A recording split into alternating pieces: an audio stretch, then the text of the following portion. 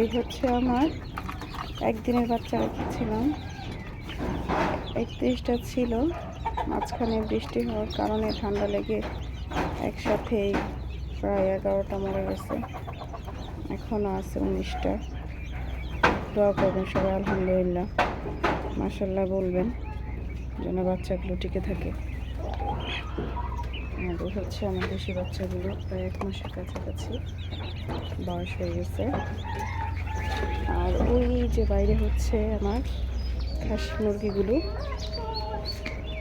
এনারা ডিম পাড়ে। এনারা প্রতিদিন 5টা করে ডিম পাড়ে।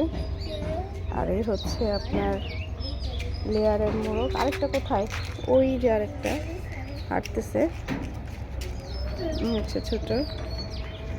আর দেশিগুলো একটু ভিতরে।